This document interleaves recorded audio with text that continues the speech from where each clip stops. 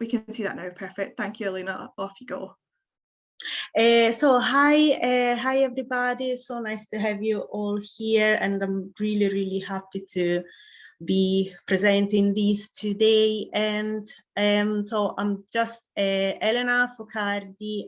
I got my master's degree in information and library science from Strathclyde 4 years ago. I gained my chartership the past January, and I'm one of the new 4 newly appointed PRSOs for CILIP Scotland. So I'll be talking about the process for professional registration, both from a PRSO and personal point of view. First of all, why? Why should you embark in such an enterprise? Especially when you probably heard so many horror stories from the process being so long. I mean, it's going to take at least 1 year where you're going to do some extra work. Most of the cases using your own time. If you're lucky and your workplace understands what you're doing, you're going to get some time at work, but usually it's your own free time. And we've also heard the many stories of those that took so long before gaining their level of professional registration. So it is all true. Unfortunately, you'll have to spend some time to finish your path towards your chosen professional registration, and some people will take more than others. But this is perfectly fine, especially if you think what you're going to get out of this. So why not? From a professional point of view, this process will show that you have an interest in the least professions as well as the knowledge management professions, and that you're keen in continuous learning. Probably more importantly is that a process like this will display in a professional and also personal growth. Professional because the time you'll spend doing all these activities will enrich your knowledge and in many areas, and will provide you with useful experience as well as helping you getting out of your comfort zone, again, both professionally and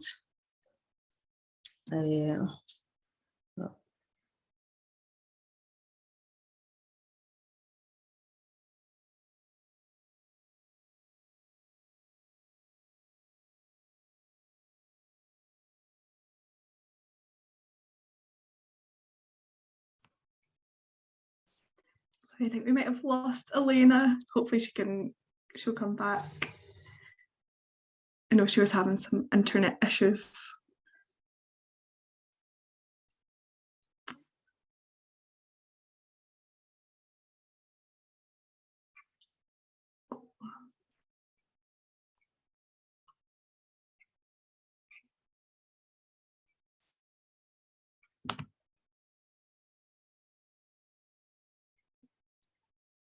I'm really sorry, apologies, I'm back here. So as I was saying, I don't know, where were you? So, yeah, I think we lost you just towards the end of that the next slide. This one?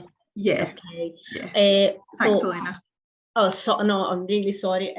So as I was saying, personal growth and professional growth.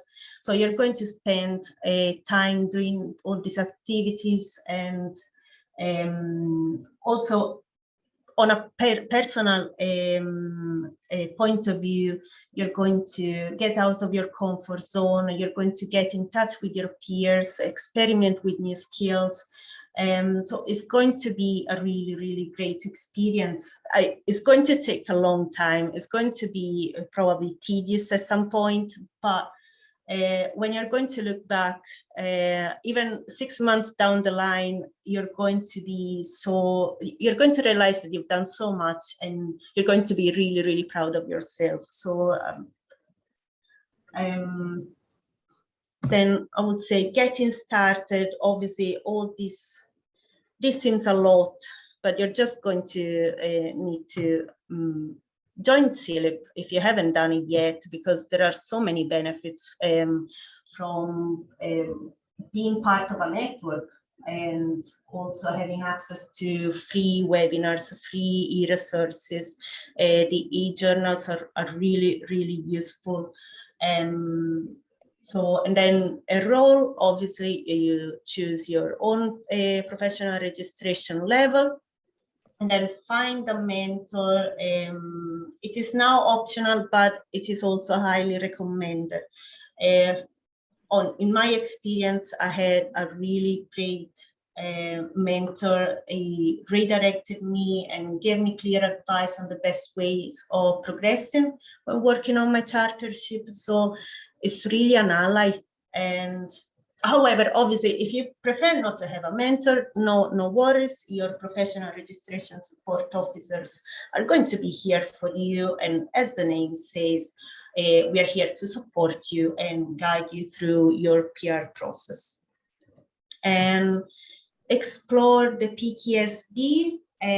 This is going to be an Odi et Amo situation. So you'll have to familiarize yourself.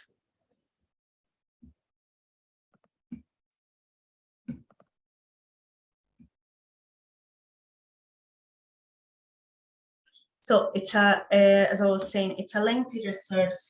You're going to familiarize yourself, and because it's going to stay. Sorry, Elena, to interrupt. I think we've lost your presentation. Do you want to see if you can share it again? Sorry to interrupt. Sorry, no, you're all right. So sorry for all these problems. No, it's okay, don't worry. Right. I'll just go through this.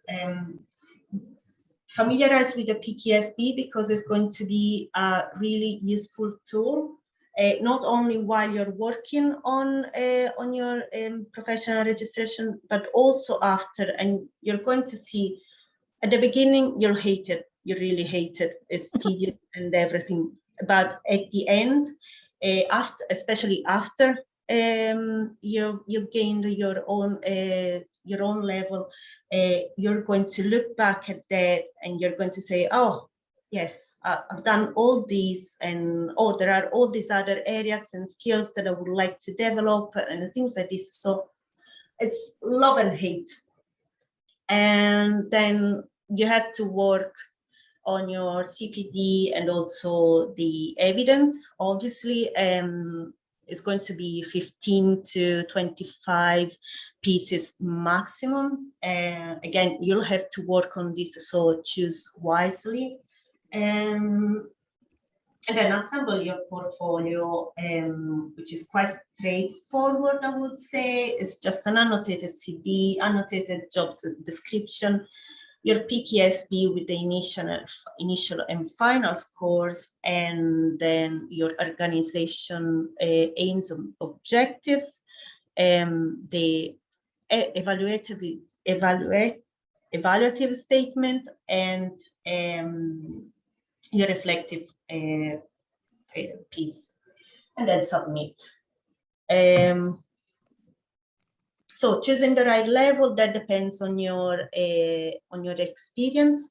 Certification is going to be the best way when you're kind of a beginner, and it's a good way to show that you are interested in your field.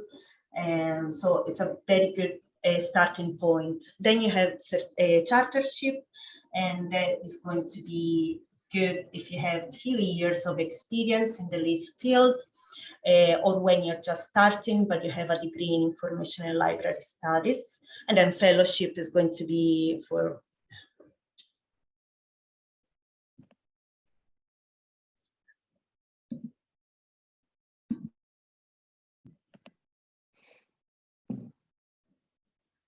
sorry. So can you hear me? Okay. Yeah, we can still hear you, yeah.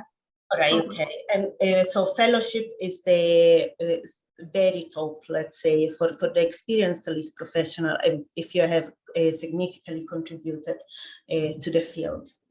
And so outlining the process, you have basically PKSP, studied the PKSP, choose the 10 to 12 areas that you want to progress. And then you have the 3 criteria. Obviously, you're working all together, all these together. The evidence are part of the 3 criteria. And at the end, you have your reflective writing. The PKSB is now better than how it was before. It's a massive piece of work. So what you should consider is interesting to me, is it relevant to my work or your career, or has it the potential for future use? Because you have to think that you're going to work on this for at least 1 year, as I was saying, and so you're going to spend a lot of time developing these areas and skills. So you choose wisely, but obviously you're going to have either many interesting areas. So again, yes, choose wisely, basically. The 3 criteria are personal performance, organizational context, and wider context. Personal performance basically is what you do. So all the areas and skills of the PKSP are part of your personal performance, which are is going to be the first criterion.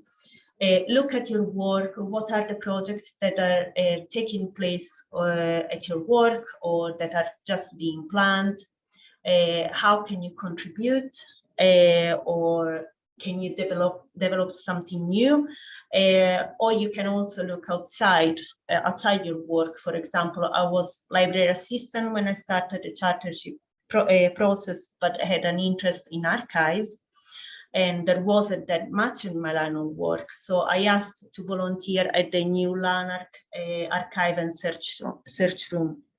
So obviously that was pre-COVID, but you can find some activities that can be performed from remote. Organizational context, well, study your organization.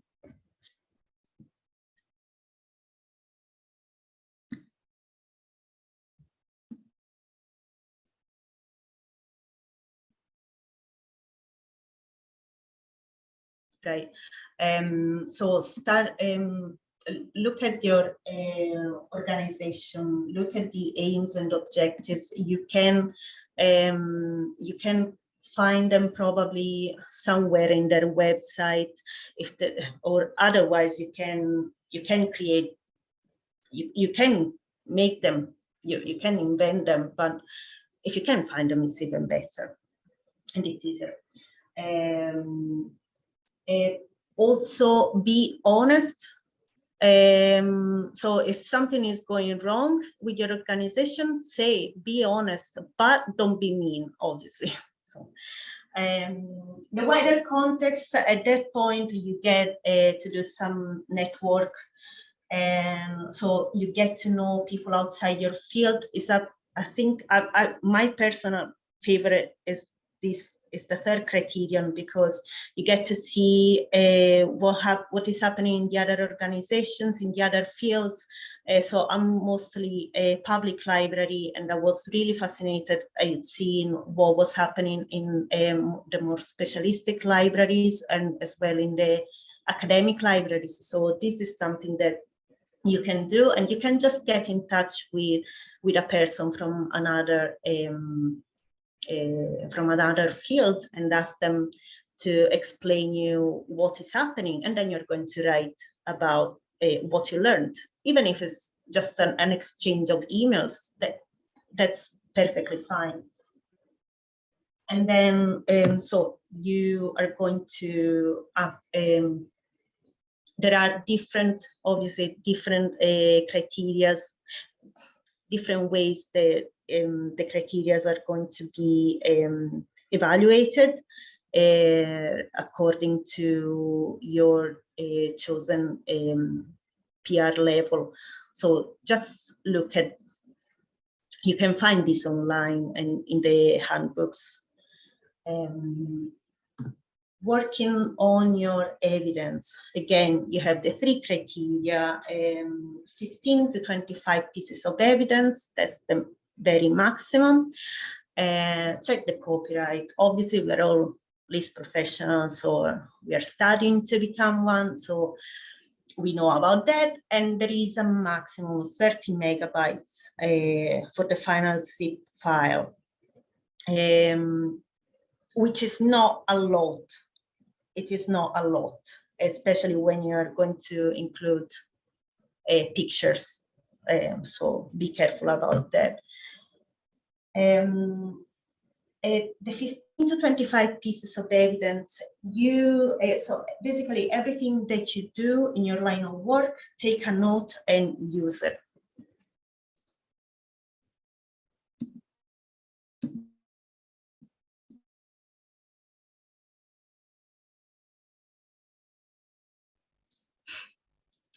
So take a note and use anything that you're doing at work. You'll find surely something that is suitable for the areas and skills that you've chosen. So the best thing is read articles that you can find on CILIP. Write about what you learned, or also write blog posts. You can create your own blog if you want, talking about your experience. And don't think that, oh, no one wants to read about what about my experience.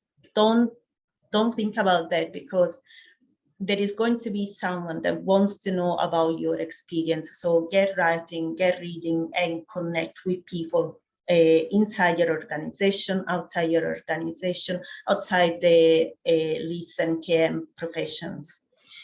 It's all experience.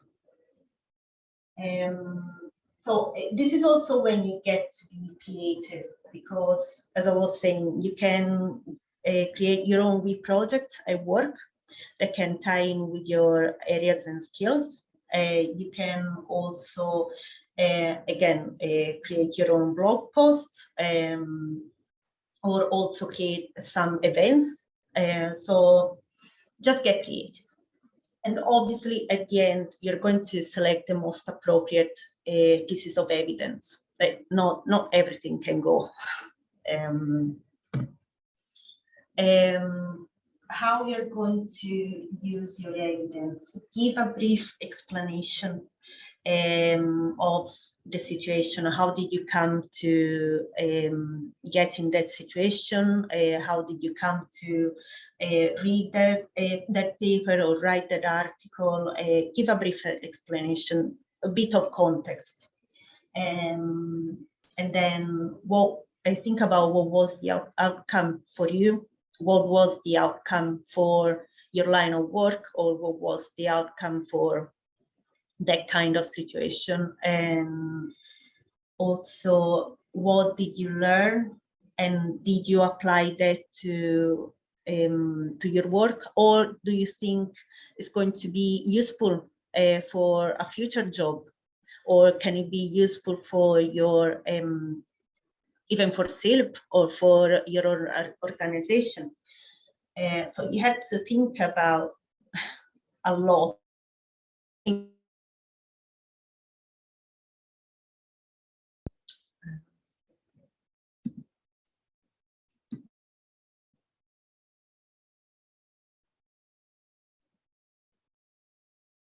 So yeah, think a lot. Main questions: can you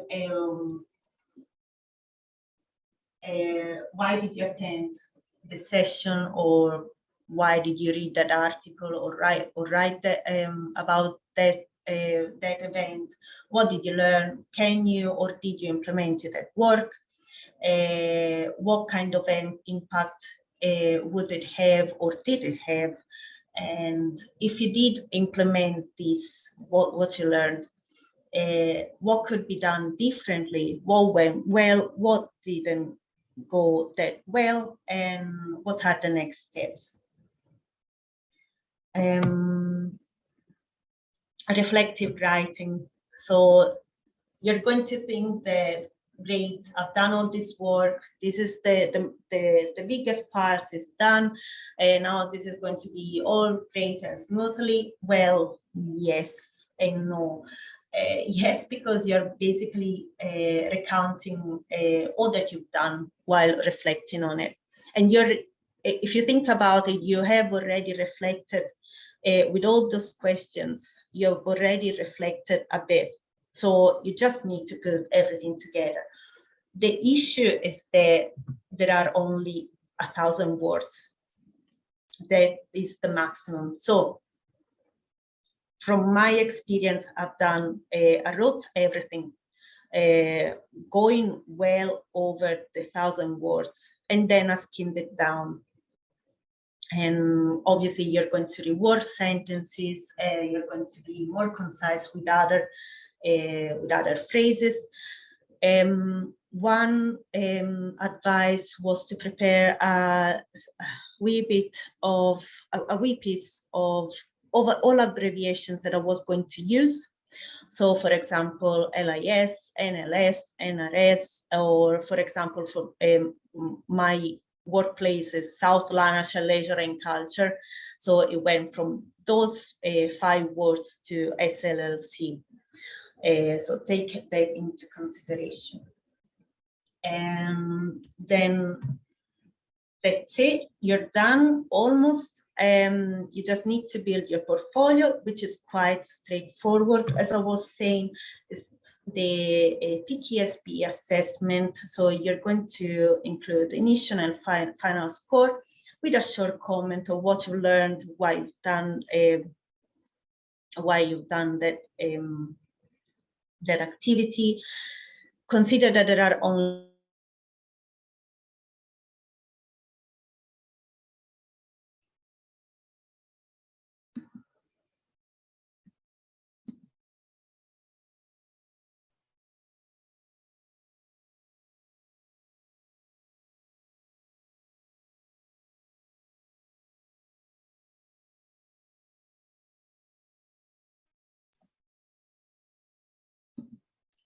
so as I was saying, there are only 500 characters, not words. So it's really, really short. The comment has to be very short and snippy. Also, see if you didn't manage to work on one skill or one area, it doesn't matter. Include it in your PKSB. Be honest and say, I couldn't manage. I've done it. I think I had 12 areas that I wanted to develop, but 3 I couldn't because time, energy, efforts, and everything. Life happens as well, so you didn't get to do it. So just write it, just be honest. The annotated CD, I've done a CV with 3 columns, the timeline, with a brief description of my job posting or even the studies that I've conducted, and then you have a bit of a comment. How did that helped you? If you think that that position was really, really useful, or you learned a lot in that line of work, comment on everything. And the annotated job description, similarly to the CV, comment on that. Just a wee column at the side saying that if those tasks are tying in with an area or a skill that you want to develop, or maybe it goes somewhere else totally outside your chosen PKSB areas. So just write it down, just say that that could tie in with the area, don't know, with that one area, but you're not interested in that, or you're going to develop that. So the organization aims and objectives, again, if you can find them, a great giveaway, you'll have to include them. If you find them, great. Otherwise, just write down what you think should be the aims and objectives, or what is that they are responding to. The evidence, as we were saying, 15 to 25 pieces, and 1,000 words of evaluative statement. And that's it. You submit and you're done.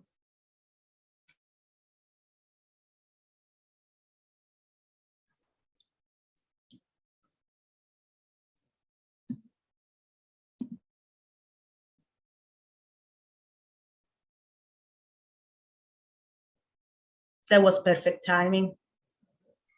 Yeah, thank you so much, Elena. That was such a really useful, comprehensive overview.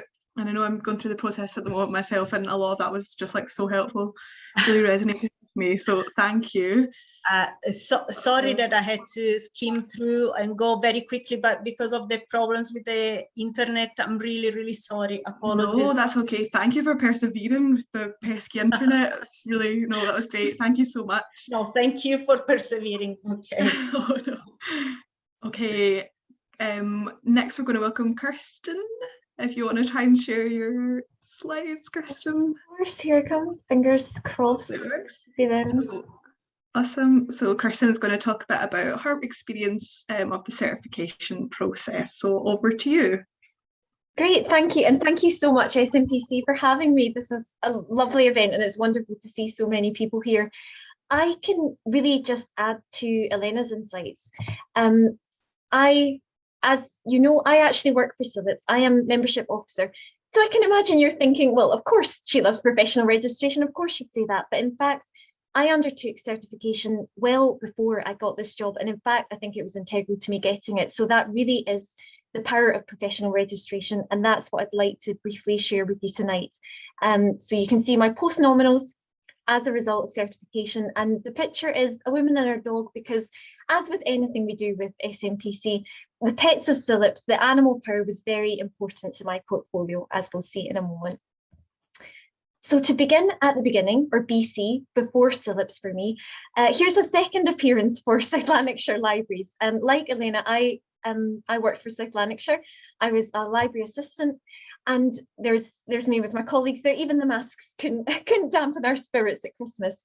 So this was a role that I really loved. My academic background was in art history. That was what I took my master's in. So it was more a focus on the GLAM sector overall, so galleries, libraries, archives and museums. But as soon as I got my library role, I knew that this was the place for me. And therefore I was quite a potentially challenging position, and I wanted to demonstrate my commitment to the profession, to the sector, but I wasn't ready to undertake another master's degree so soon. So therefore, for me, CILIP membership and certification really went hand in hand, that they could demonstrate my engagement with the sector and also give me the skills that I needed to progress.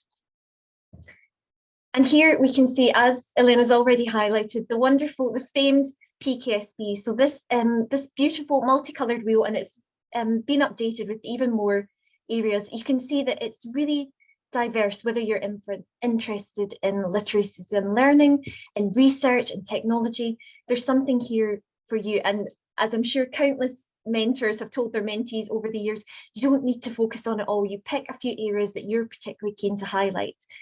And that really leads into what I feel is one of the first key benefits for me about certification, and that was its flexibility. So for me, one of the most important things about library work is the activism that informs it. We often speak about libraries at the heart of their local communities, but I think they're often the soul and social conscience as well. And what was wonderful about professional registration was that it gave me the opportunity to really explore that in depth. So whatever area of the sector you work in and whatever your aspirations are, you can really use the process to reflect on what matters most to you as a professional, on what specific areas that you nobody else, where you want to grow.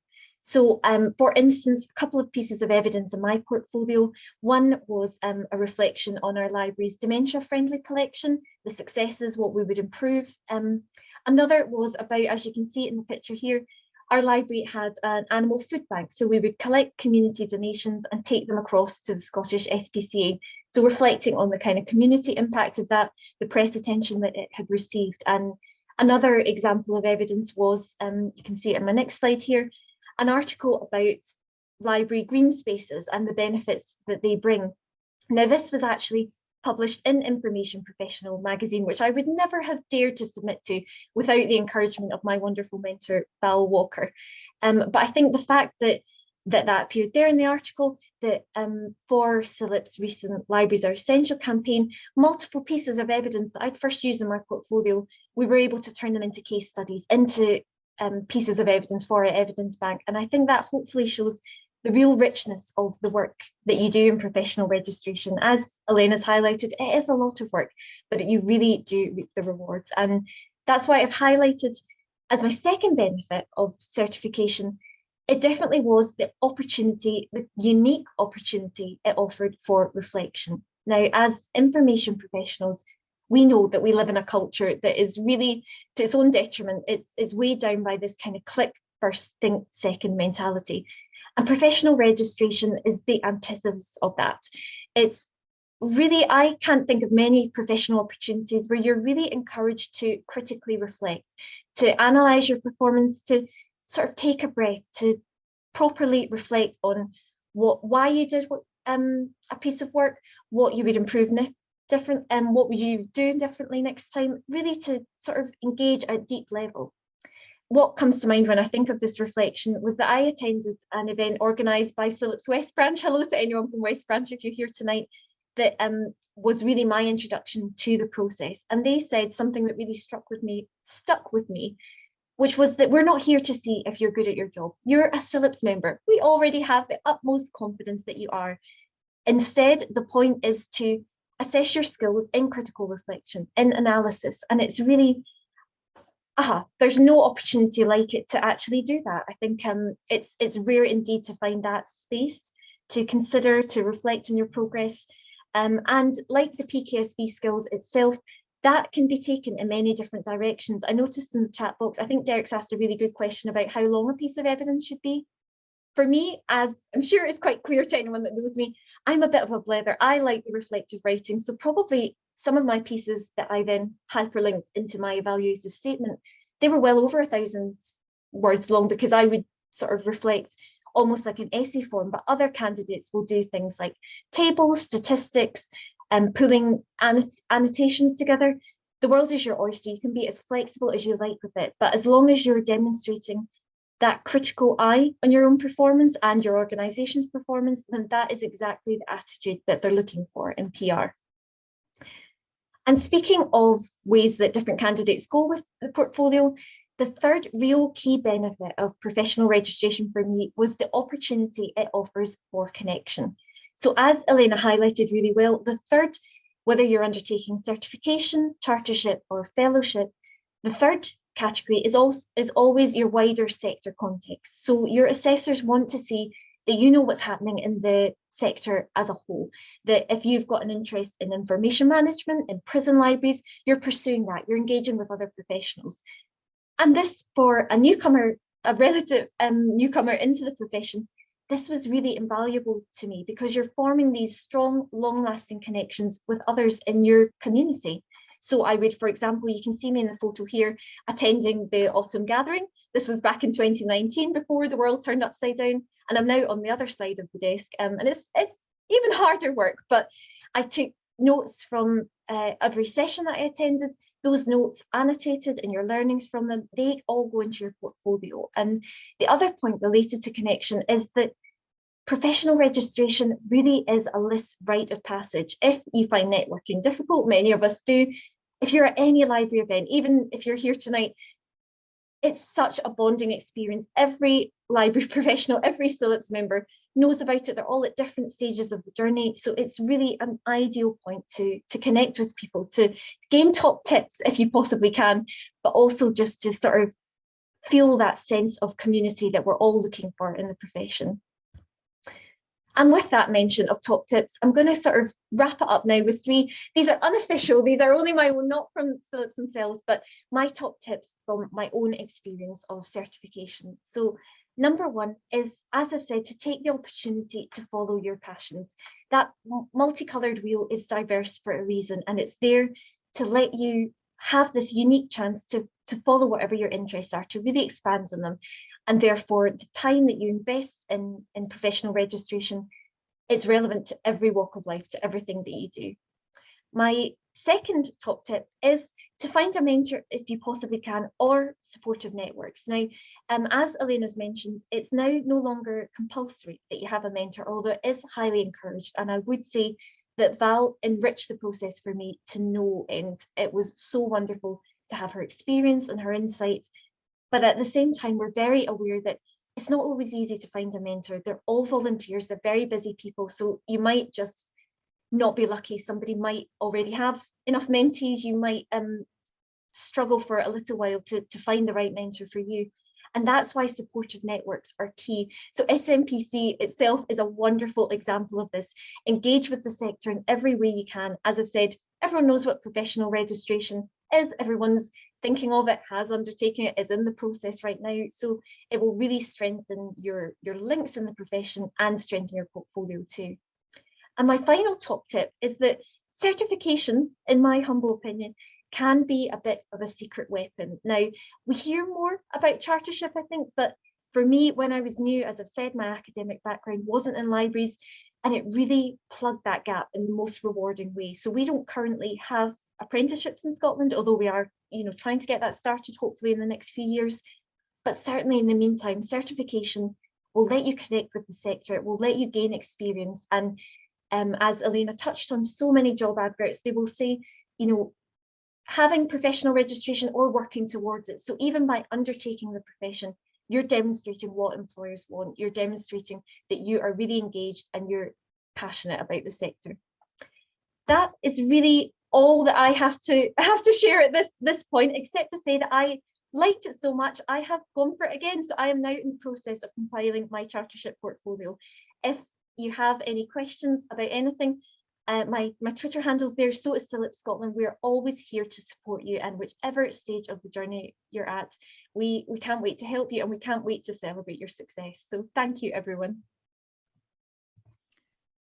Thank you so much, Kirsten. That was great. It's so great to hear your enthusiasm and that you've gone on to chartership as well. That's really exciting. Yeah, that was really helpful. I loved how you were talking about being sort of creative with your evidence and using it to sort of follow your own passions and your own interests. So it was really great to hear that from you.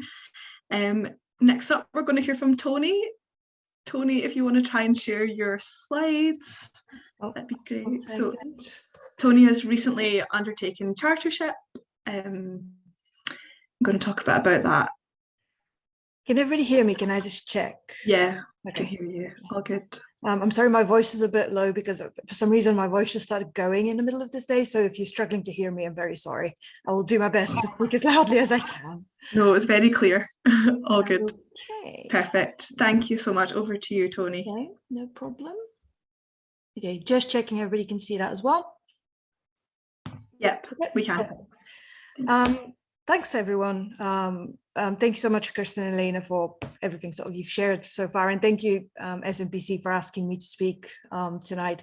I only finished my chartership this year, so this is actually the first time I have had the chance to speak at an event like this and share my experience. And I find it really rewarding and really nice just to share some of the things that have happened to me sort of throughout doing my chartership. I approached the talk kind of in a slightly different way to Elaine and Kirsten, not nearly as informative, I'm afraid, but I'm focusing a bit more on my own experience and a bit more about the things about doing your chartership in the middle of an unprecedented world event, as much as I hate hearing those words now. And actually the story about how I nearly gave up on it, because just like Elena said in her presentation, you will hate some parts of it. That is very, very true. And I just wanted maybe sort of to put out the message that even when it kind of seems like it's very hopeless, it's not. And I did ultimately enjoy it a lot, but I think having stories like that does help people, and it definitely helped me when I was doing it. So just first of all, just very quickly who I am. I graduated from Edinburgh University in 2018. I did a master's in book history, which is accredited by CILIP, and then sort of moved on to work in libraries and archives. I began my current role as an assistant librarian at the Scottish Poetry Library, which is where I am at the moment, in March 2019. And actually in the exact same month, I enrolled for my chartership. The reason why I made the decision to do that at the same time was because I had had a few roles, both voluntary and kind of fixed term roles before that. But when I began this position, I thought, okay, well, this is really the niche that I want to develop myself in. And I really felt like it was the right time in my career for the chartership. I had heard so much about, I'd been a member of CILIP. We had people from CILIP Scotland come to us, speak to us during our master's degree. And I was just immediately on it. I was so excited to get involved with it. And I just felt like it was the correct next step for me. And then I submitted my portfolio at the end of July this year, which is just over 2 years after I enrolled. Many things happened in between, as we all know, and it was a very, very long journey, but I was so happy to see it done. And I got the news that I've been approved for my chartership in August. So yay, I did it. It was fantastic to hear that. I felt very accomplished, and the joy that I felt is really, really difficult to describe. So it felt like a good result of a sort of a very long period of hard work. So what did I do to get here? The first thing I did was I found a mentor. Like Elena said, it's no longer compulsory to have a mentor. It was initially when I started in 2019. I found that having a mentor was really, really helpful to me. My mentor was in a sector completely different to mine. And it was just really nice to just have a second pair of eyes on the things that I was doing, on the things that I was producing, and just really somebody to kind of tap me on the shoulder a bit and say, oh, do you think that this piece is reflective enough? Or do you think that maybe this piece of evidence is slightly covering another piece of evidence? So it was just really helpful just to have really somebody as a sounding board, which is really what a mentor is, to help me kind of construct my portfolio and undertake this big task that really felt quite daunting at the time. I applied for the CILIPS Professional Development Fund. For those of you who don't know, the Professional Development Fund is a little pot of money that CILIPS have that help new library professionals with their professional development. So in 2019, I applied and was approved for the CILIPS Professional Development Fund, and managed to go to the CILIP conference in Manchester in 2019. And that was such a lovely opportunity. And ever since then, I've been telling everybody I know about the Professional Development Fund and just sort of saying, look out for these kinds of opportunities, because the profession that we're in is so lovely and so supportive, and everybody really wants to help you grow in it. So the Professional Development Fund is by far not the only opportunity you will have. So just keep an eye out for these things, because they can be very helpful and really encouraging when you get something like this and think, yeah, I'm quite committed to my own professional development, but also have all this support. It feels lovely. I signed up to several mailing lists. JISC mailing lists are a really lovely way to sort of keep an eye, sort of keep your finger on the pulse of the profession, sort of figure out what's happening, figure out things like workshops, and also just keep in contact with people if you have a question, for example, in your day-to-day work, or maybe you want to find something out that's not necessarily something that you do every day, but you're quite interested in. It's quite a nice way to reach people really all over the UK. If anybody's interested in the mailing list I subscribe to, I'm happy to share them afterwards, but there isn't really that many of them, and you've probably heard of most of them anyway. But I would really recommend using that as well as a way to find things if you think, oh, I don't have enough things to do, which is not very likely. We are all very busy people, but it's a great way to find things to include in your chartership portfolio. I maintain my professional networks. So like I said, before I started this job, I'd done a bit of volunteering. I'd done a bit of sort of fixed term part-time contracts, which was lovely because I got to work in a lot of different sectors of the profession. And all the people that I'd met through these jobs and through these volunteering positions, I kind of maintained those connections. And when I started my chartership, I reached back to them and said, okay, I've enrolled for professional registration. Do you think we could have a chat about maybe some of your experience in the profession? Or could we maybe talk about some of the things that I did while volunteering with you and sort of how you found that and how you found working with me and that kind of thing? And that wasn't really for my portfolio. That was really more about me to kind of get a sense of myself and my own place in this profession. And I just thought that was really helpful. I got involved with loads of stuff. Loads and loads of stuff. I joined the committees of 2 diversity networks with CILIP, so the CILIP LGBT network and the CILIP Disability Network. I also joined CILIP Scotland on the board of trustees, and those were very much, it was quite intimidating to start to initially, sort of jump headfirst into the wider profession like that. But I found it so helpful and so encouraging to sort of be surrounded by people and to do all these things I was really passionate about.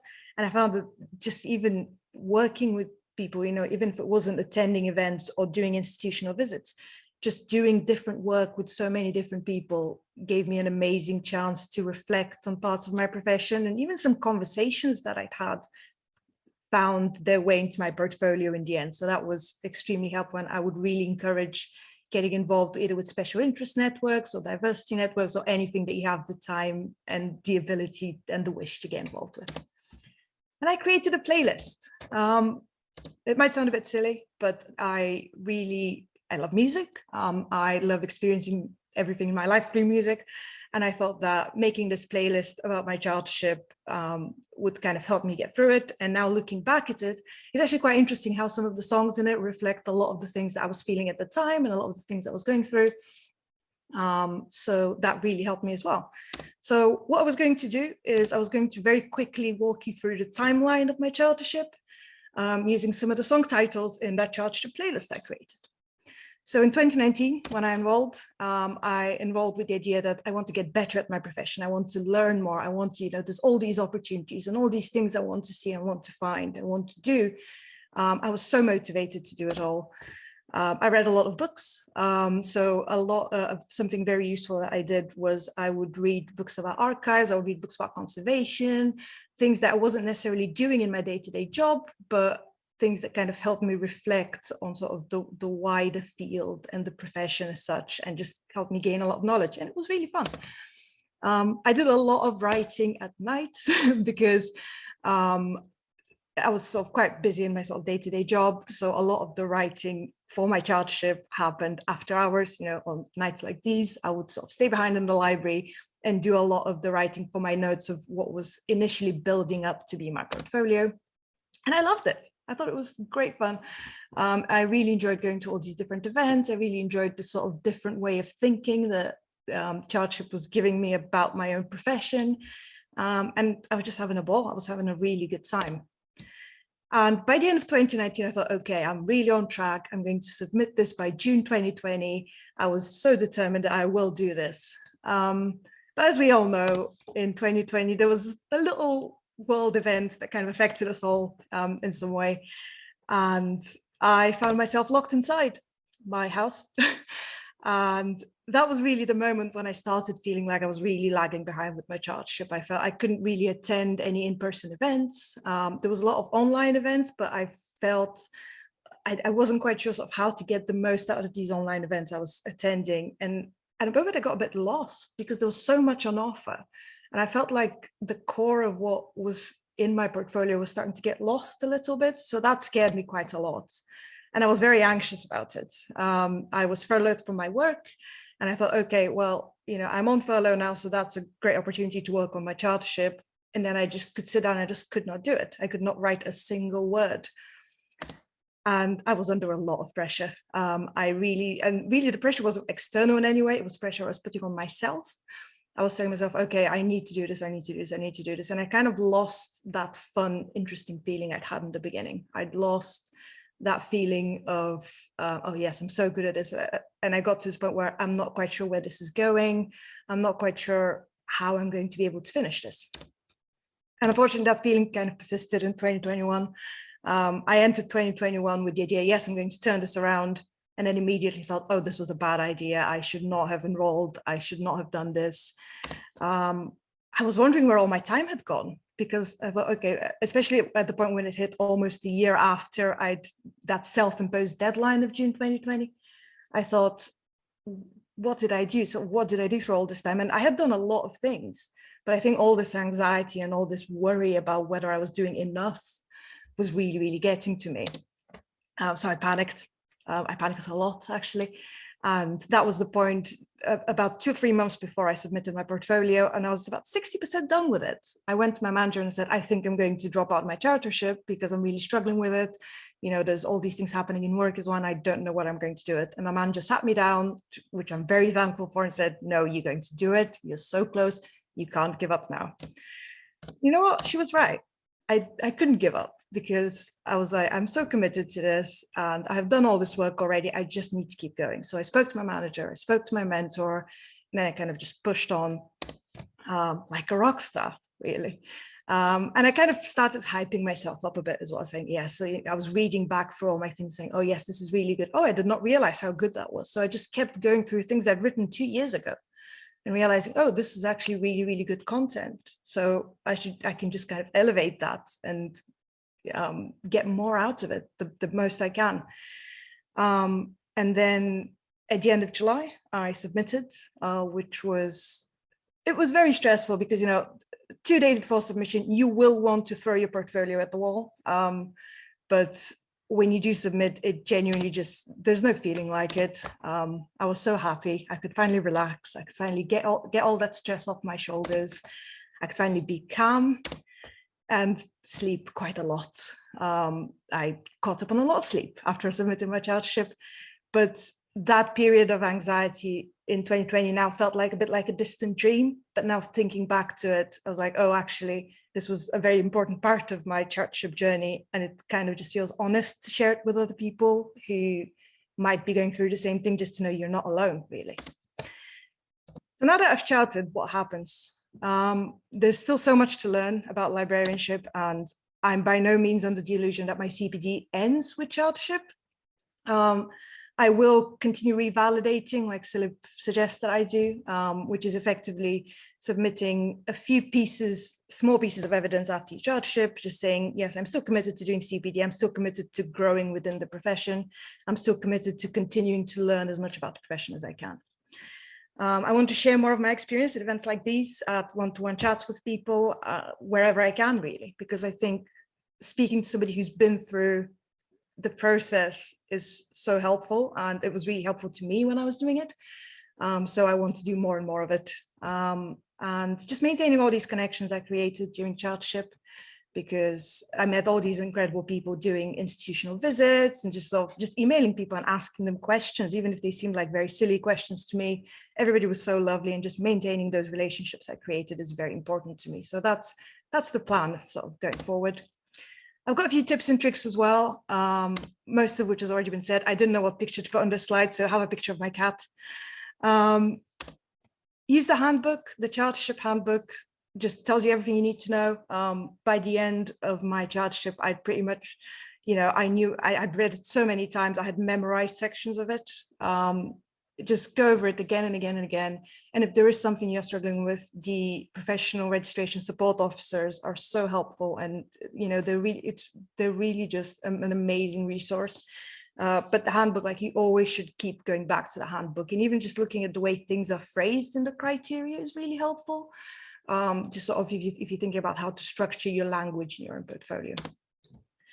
PKSB has been mentioned several times. I found the PKSB quite intimidating when I started, but it's actually not anything to be afraid of. I think the main takeaway for me was that it's made to cover the entire profession. So a few people have come to me and said, oh, I feel like I should do the whole PKSB. No, you have to be very selective with it. You have to really pick the things that you think you've been able to grow during your chartership and grow during your career, and just focus on those 10 to 12 areas at most. I think I did 11 for mine. But yeah, picking those areas, it really kind of helps you focus your portfolio as well. Relating the piece of evidence to PKSB areas is a very good method, which I used and I would recommend. Reflective writing is something I really struggled with. I'm a very analytical person. I'm very much a reports writing person of I did this, I did this. But my mentor had this amazing framework for reflective writing, which is the what, so what, now what? What did you do? Okay, well, you did that. So what? So how did you find it? What worked well? What didn't work so well? Elaborate a bit on the experience of achieving what you've achieved. And now what? What's the result of that? What's the impact of that? What follows from that? Those 3 questions were on a post-it note on my computer every time I was working on my chargeship, and I would go through every piece of evidence with these questions in my head. So I love to share them, and it's just such a great framework, and it worked really well for me. Again, mentors have been mentioned. I would very strongly recommend finding a mentor if you can. And if not, just like Kirsten said, find somebody to share the experience with. It helps so much to have somebody, you know, even if it's just somebody to sit down with and say, oh, I'm not doing so well with my chargeship, or I'm not doing so well with my certification. Just somebody who understands, somebody who's going through the same thing is always such a great help. When it comes to your final submission, ask your friends to proofread for you. This is, again, something that my mentor gave me the idea for. So basically, before I submitted, I asked 3 of my very good friends to proofread all of my, for each criteria, all of my portfolio pieces. And there were 3 people who had no experience of librarianship whatsoever. And it was just really nice to hear their feedback and to see sort of how my portfolio looked in their eyes. I would just recommend, even, you know, if you can find somebody to proofread it for you, because you've looked at this thing for so long and you will not be able to spot all the mistakes yourself. So I would very, very much recommend it. And also just be excited about it. I mean, I know I've spoken about how I struggled with it and how I was anxious about it, but this is honestly such a fun thing to do. And I do not regret a single, like even the most anxious moments, I do not regret at all. And I would do it again in a heartbeat if I had to. It's such a fun way to discover more about your profession, to learn more about the things you like, and to just meet all these amazing people. And it's just really fun. Just have fun with it. It's really my advice. Make your own playlist. It can really help when you finish it, you look back at it and think, oh, these are the songs that I listened to while I was deep in writing this piece of evidence. But also just because listening to music makes me feel more productive. So that may not apply to you. I don't know. Good luck. You can do it. I'm sure you can.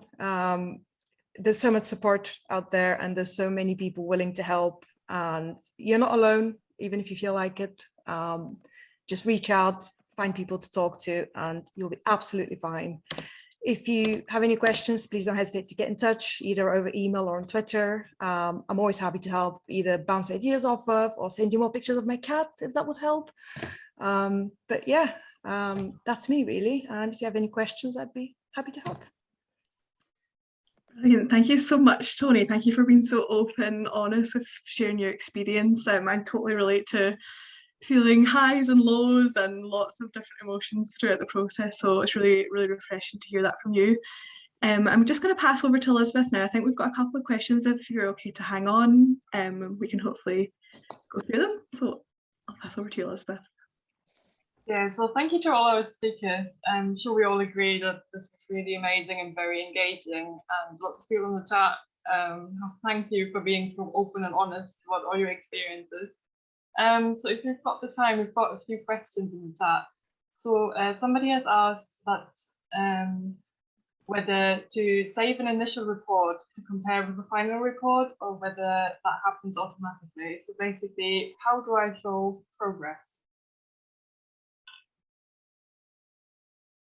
Anyone who wants to answer. Well, Elena will correct me if I'm wrong, but I think the guidance is to do the 2. So you look at the PKSB when you're beginning, weigh up your skills, kind of identify, and that's really a useful point to identify where you want to improve and where you want to grow.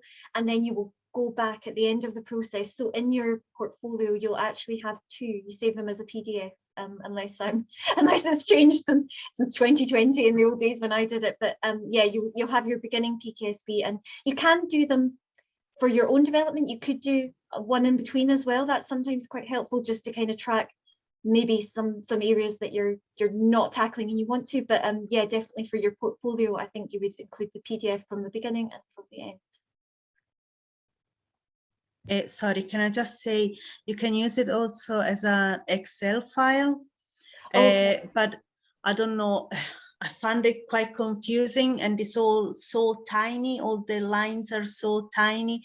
So if you want to write a comment, I wouldn't recommend the Excel file, but as you were saying, Kristen, to do with the PDF, and yeah, at the beginning and at the end. Okay, so the next question was, can the chartership process be completed retrospectively? By retrospectively, do you mean including things in your portfolio that aren't in your current role? Because again, Elena, correct me if I'm wrong, but I would say the answer is yes. My mentor advised me to not go way too far back, just because you are limited in the number of pieces that you can submit as part of your portfolio. And obviously, the further back you go, the more things you will find to write about. So I kind of almost set it as a limit to myself to just write about my current role and my current kind of the CPD that I'd done since enrolling. But I'm pretty sure you can write about things that you've done before enrolling as well. But yeah, I would kind of recommend not going way too far back, just because that you might struggle for space effectively in your portfolio. You're correct, Tony. It's, I would say, maximum 2 years back. That would be the very maximum you can go retrospectively, but you can do it. You can, yes, you can look back and reflect on what you've already done. The only thing I'd add, if this is allowed, is a cover your ears, Elena, a kind of professional registration hack, that it probably doesn't take much to take something from the past and bring it to the present. So what I'm thinking is, for example, if you're reflecting on something you did in the early days of COVID, then even just a little critical reflection on how you've adapted that to now, it's perhaps the lines are perhaps sometimes blurred between the past and present because of so much of our work is ongoing. So I certainly wouldn't be afraid to do that, to sort of reflect on, yeah, either what you kind of, a sort of 2.0 version of the work that you've done. Perhaps that might be another option. Yeah, that would be a kind of making a comparison between what happened before and what is happening now. How did you behave before and how are you behaving now? And also, yeah, it's the same with comparing two different jobs, your previous job and what is happening what was happening in your previous job and what is happening at your current job, and you can make a comparison, and that works very, very well as evidence. And also you get a chance to reflect a bit on your previous roles in the annotated CV. So a part of my CV annotations were actually saying, things that I'd done in my previous jobs and just sort of writing a little bit about how I was applying that knowledge in my current role. So that's also a chance for you to kind of look back a little bit.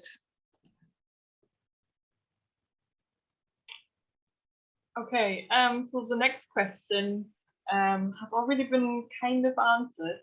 So the question was, what length or approximate word count is required for each piece of evidence? Was that the 1,000 words, or was it 1,000 words in total? So the 1,000 words is your evaluative statement. So you begin your portfolio with that, and then what you'll do is kind of hyperlink to different pieces of evidence. So your portfolio can, as long as it's within the 30 MB limit, it can be quite rich. Certainly mine was a war and peace, because I love to write and blethered away, but other people will do it a lot more concisely. But I don't think there's anything, because you do want it to be quite rich, you want to get that critical reflection, and so I wouldn't really worry about the word length too much with those parts. The 1,000 words for your evaluative statement, that is very important. You have to stay within that, and as Elena pointed out, that's hard to do, especially with a profession with so many acronyms. But I think the evidence can be quite flexible, really. Yeah, it's very much how long is a piece of string. It very much depends on the content that you want to present within that piece. So for example, one of my pieces of evidence was quite long because it was an article I had co-written for the Information Professional that I'd added annotations to. So I'd had to include the whole text of the article so that the annotations kind of made sense in the context of that. But then another piece was just me talking about a podcast episode I'd listened to, and it was just basically about, I think, 800 word review of the podcast episode, saying, I think it handled these things quite well. I think it slightly misrepresented those other things. So it really just depends on what you're working with, really, and what you want to focus on. Okay. Yes. Oh yeah, sorry. Okay, so then I would move on to the last question. So somebody has just asked, can we use tonight's event to write about? 100%. That's a great idea. That's professional registration thinking right there, isn't it? Everything is evidence. Absolutely. Although Absolutely, I everything is evidence. don't want to see it if you're annotating our performance. I have included reviews of articles that I'd read online in my portfolio. I've included, like I said, parts of conversations I've had with people in my portfolio. And anything can be a piece of evidence, as long as it's relevant to what you're trying to demonstrate and relevant to the criteria that you're trying to cover with that piece of evidence. Emails work well as well. Emails